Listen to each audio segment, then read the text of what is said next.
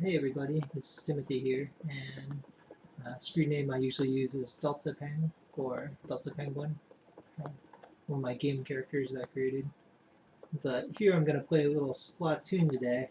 I notice, well, I like to use weapons that people don't use as often, so I'm not very good currently at the standard splatter gun, or splatter shot junior, the rapid firing long range guns. I'm not as good at.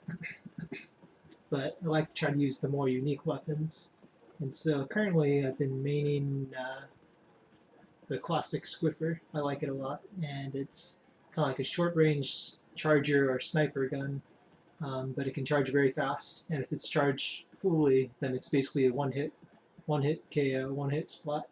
So first of all, I don't want to take too long on this intro, but I'd like to give some basic tips in terms of playing the game. I'd say at mid-level, see I'm like level 31, above average, rank B, B plus, B minus, that kind of range.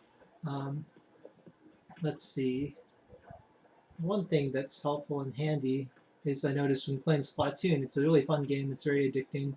I won't go over a lot of the basic details since you can find that in other videos, but one thing I notice when I'm playing is I like to play a lot when I do play it, but um, it can be kind of a strain on your wrists after a while because the gamepad's it's light for what it is, but over time it can feel kind of heavy on the hands. So as a tip, what I usually do, I'll show you how I hold the gamepad, and generally generally I'm holding it and kind of resting it on my legs, on my knees, on the legs, and so then I'm not fully supporting the weight with just my hands. And I usually, if you press Y, you can reposition the camera to go behind you and center it. And so I usually do that at the beginning of the round, center, or if it ever gets off, I center the camera. And then from there, you use the gyroscope. You can use the gyroscope to aim, but I mainly use it to move or to change my view up and down, a little bit to the left and right to make the fine-tune adjustments. But usually if you want to change your camera to move left or right, the better thing to do is use the right analog stick. And that only moves left and right on the horizontal axis. So it takes some time to get used to, but once you get used to it, you can change your view pretty well. So you can um, aim and see well, but it also feels very natural, but it takes some time to get used to. So left and right with the stick, and then just up and down, and a little bit left and right with the gyroscope. So I'm gonna turn the camera real quick. Try to face my hands. Let's see if we can get this. Oh, recording off my laptop. So here's the gamepad, and then my knees. I usually rest it on my knees and have it slightly, maybe like a, I don't know what you'd say, like a 45-degree angle, maybe 45, 30. And so I usually have both hands here. And so, yep, using the right and left stick to move the camera left and right. Otherwise, I have it up a little bit so I can move it down and up and still keep the gamepad facing me. It's usually when I go and whenever I need to recharge ink, I'll jump into squid form, and while I'm doing that, I'll take a look down at my map and make sure the enemy is not trying anything sneaky, everything like that. And as long as you're not moving when you're in squid form, you should be invisible. So as long as no one saw you change into a squid, then you should be relatively safe. So let me reposition this camera. I'm here. I'm going to do some For Glory, well, what's it called? Ranked battles, so that you can see it. Again, here's my loadout. I tend to like using the yellow seahorses for shoes. That's kind of a distinctive look. I like the color, and it has bomb sniffer, which is pretty nice. And then I have my squid baiter cap, mainly because it looks cool. And then I just level up the clothes. I don't have the most optimal layout. I'll use this for the recon. I don't have the most optimal abilities on my weapons currently. I could get them, but right now I kind of just leveled up the equipment and what looks good with my Inkling. So here's the weapon I tend to use, the Classic Squiffer. Again, I'll try to keep this short. It has a point sensor as the sub weapon, which is really nice. I like, well, very handy. And one thing is, it's basically you throw a bomb, and if you hit anyone, you get to track them for a while. And it's really helpful for players who are sneaky, who try to hide in the ink. If you can track them, then I find it's a lot easier to snipe them. So I like doing that. Let's see. And then Specialist Bubbler. I don't use it as often as I should. I kind of get sidetracked. I get too busy splatting people. But yeah, let's go to the lobby then and check out some rounds. I'll try to edit the video later to make it easier. Easy to read through or to view, but I might not be able to do that. So I'm trying to keep everything to the point and on this one-shot video while I can. Also, so the ranked battle, we're doing Rainmaker. The general turf war, which is more casual mode, or the standard mode, is to try to paint everything in your color, and whoever has the most colored wins. Most color in your ink color, and the colors are randomized each time. Rainmaker, there's like capture the flag. You collect this item and you have to bring it to the enemy base. If you're the first one to do it, you win. Okay, so here we go. I have the Classic Squiffer. I feel like a lot of people don't really know how to use it. So again, it's a short-range sniper gun. If you notice, I like to, not always, but lately, I like to paint the base. I know some people get pretty picky on that, but and here the main goal, the enemy has to try to reach this point. If they reach this point with the Rainmaker, or the flag, then they win. And basically, when you have the Rainmaker, you can charge and do that little tornado shot, which can be pretty deadly, so you have to be careful. So basically, again,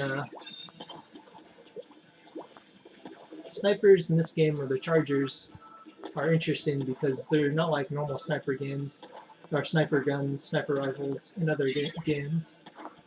And the reason is because they have limited range. Normally in a game, if you have a sniper rifle, you know, you're just playing with, well, the sniper rifles are just normal guns, so the bullet just travels indefinitely until it hits something. Here, the snipers, you have to charge it before you can shoot it. Yep, special.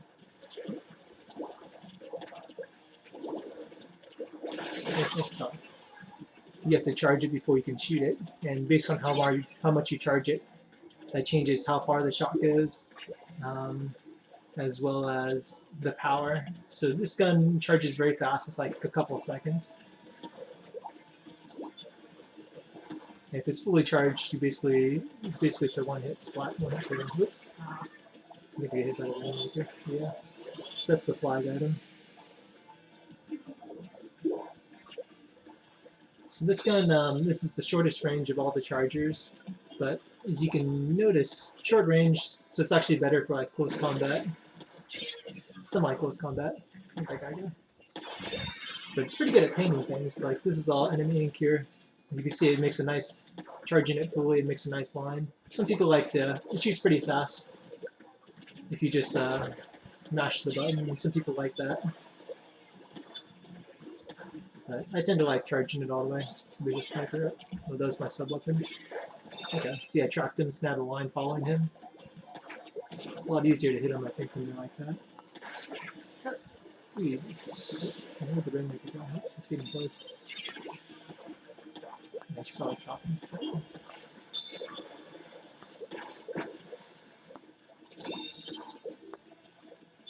So, this gun's pretty good. Close range again, so the range is not the best, but... Oops, that was a bad move.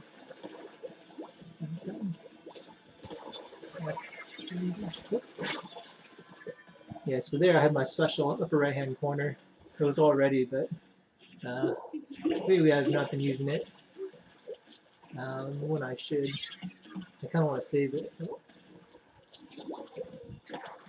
Basically, the special is the bubbler, so it'll make me invincible for a short amount of time. But invincible, but I can still be pushed back, so I can still mess up my shot.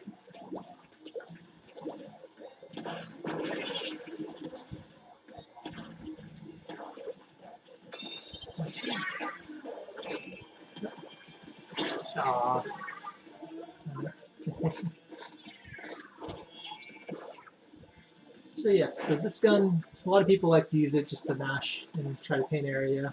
And it is a good gun for painting area, but it's also very good for splatting and getting KOs. A lot of the videos I've seen have not mentioned that, or they feel like it's not very good for splatting. Oh crap, I charged it.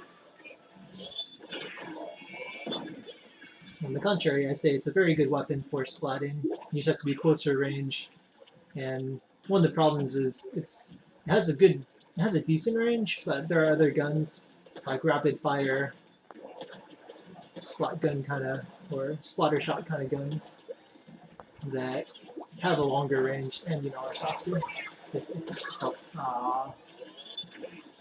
And are faster, so you have to be more careful with this gun as opposed to other sniper rifles where you can definitely stay at a range and outrange everything. This gun you can't really do that, but because of that, no. But that's the price and the trade-off for the fast charge speed. Oh, that's bad. Look out for the dragon.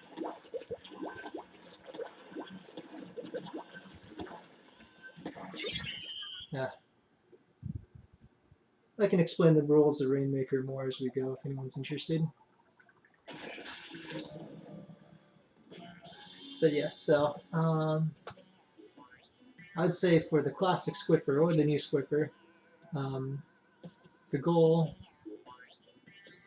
is to paint area and also to land those KOs or those splats because you can definitely take people off guard if you can get that one-hit shot. And my preference is to charge it fully, pretty much every time. It has good ink efficiency. I can fire off like, if I remember, like 4 or 5 charge shots before I have to recover my ink.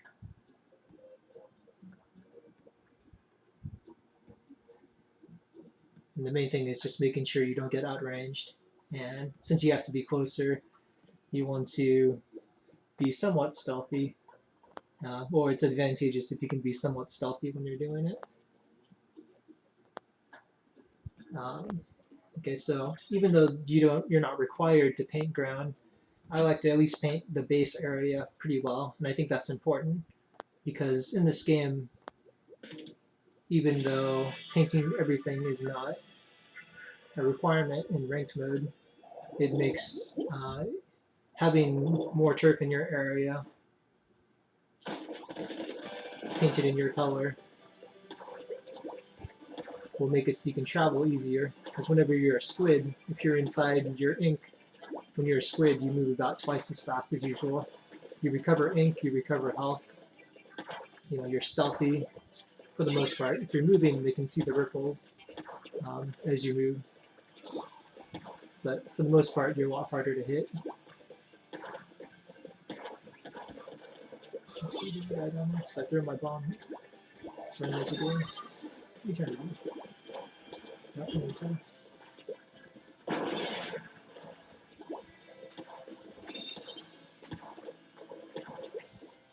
Yeah. So you can see like a row like this. With the Classic Squiffer, I just paint one half of it with one charge shot, paint the other half with the other charge shot. Just can pretty thoroughly paint the ground like that. Oops, things like that here. One shot's off. It's like that some days. Aww. Still could have bubbled. But yeah, so painting the ground well so that we can travel quickly, travel easily without any issues. No, oh, that should happen.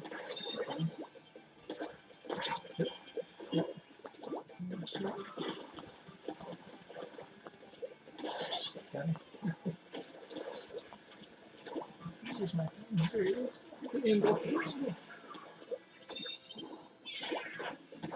It is here somewhere. There it is.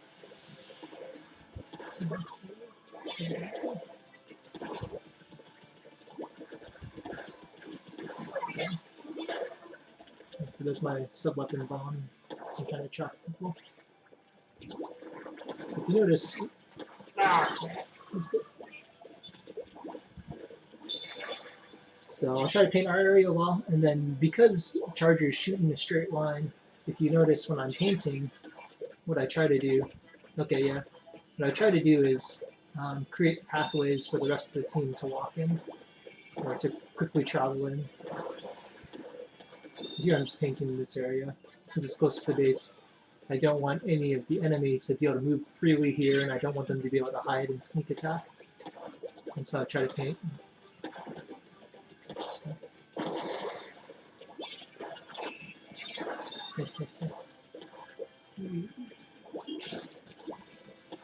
So,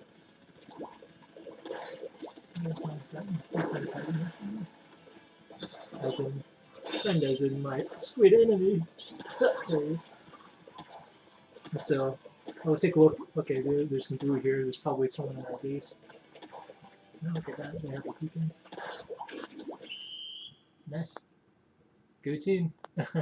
So, like, I'll check the hallways, and I'll try to paint accordingly so to make sure that none of our entryways are blocked or have enemy ink in them. I try to block them off. And that doesn't necessarily mean filling all of it up with your ink either. Oh, I got first place this time. Ooh. Yeah, it doesn't necessarily mean filling the whole thing up with ink, but as long as you can have like interruptions of your ink blocking off those pathways, you know, like different, like stripe, making it like a stripe pattern rather than all like a solid color like in their ink, then that'll prevent them from just zooming straight through. As squid, they'd have to jump or they'd have to stop and paint. And so that's a good way to slow the enemy team down. It's basically the ink is your insurance that the enemy is not hiding around. You know, it's your roads, it's your pathways, and it's your assurance that the enemy isn't working around somewhere. So making sure that especially your base is covered, or has some pathways. If I'm not covering it all, then hey, I'll paint like a pathway. Here's where everyone would travel, so to make a solid pathway, so we can just quickly move from one point to the other. Oops, this one, use it. Let's make it a little wider so it's easier to travel in. They got it. Let's see, there's one. Oops.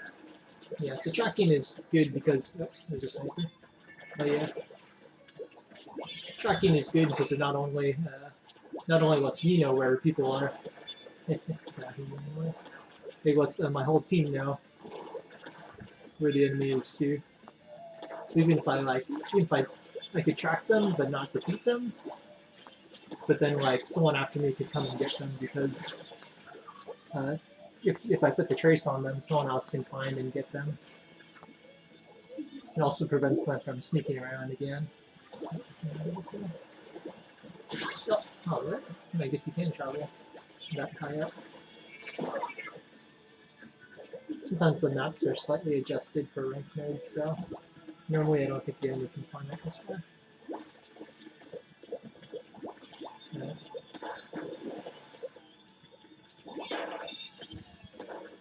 So yeah, see, let's mix the lines, make it so that they can't just.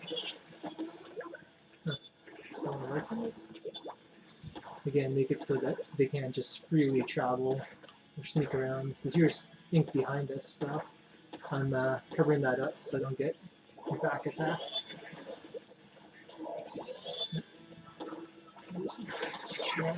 Ah, come on. One of those rollers.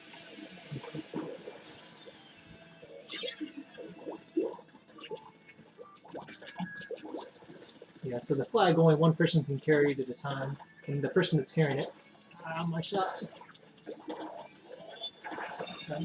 The person that's carrying it, see once I spot them, the Rainmaker kind of like just sits there and gets a shield. And so whenever you splat that person, there's like a 3 to 5 second delay before someone else can pick it up again. One, they have to bust the shield, so they have to spend ink doing that.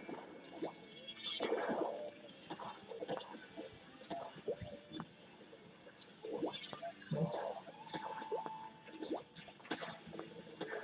And then additionally, whenever the shield breaks, once it gets hit with enough ink, if you notice, it explodes. Nice. Yes, team! Go! Oh. So now we've got a single pathway inside this pink ink. So this is their base. So now I'm painting some, just because then they can't freely travel here, because the more ink there is, someone could be hiding. Someone like me could be just hiding. Oh, gotcha. Whenever you spot someone, they explode in your color also. Let's see it. And now I'm gonna back attack this guy because yes, because I can. Yeah, so those warriors are excellent at close range. And if they sneak into you, they can just steamroll you. They just get one hit and just run you over. So they're very often regarded as OP. But as you can see, they're very close range. So if you see them come in and you have range, you usually can win. Let's see. Tracker bomb. Oh, missed him. Come on. My range is. My range is not the best here. Oh, loading down there. So it's dropped again.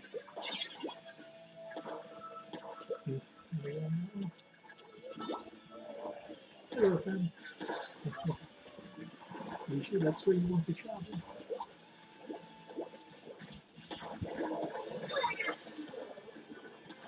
So you can climb up the walls with squid form, so I'm covering this up so they can't do that anymore. Oops, warning. So, shoot a little up here. Give someone some caution if anyone tries.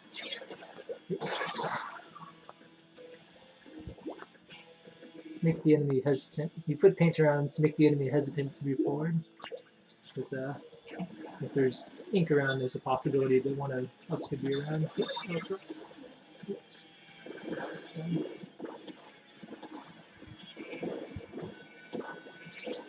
Let him use right there. Yes, please. Is that sniper? Yeah. And the people are turning in. Hello, friend. Hello. Oh.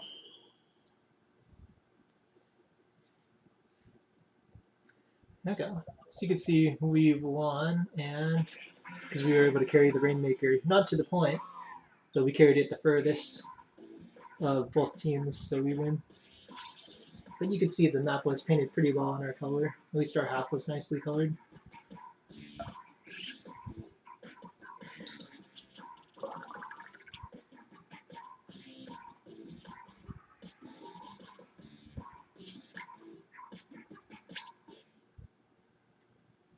Yeah, ranked battles can be pretty intense though. I can either fight people who are, and it's kind of a, what is it? The skill level, there's kind of a big gap in skill levels, I would say. Because even though it's easy to lose rank, so it's hard to get to the higher ranks, because it's easy to lose points whenever you lose, and you don't gain that much when you win.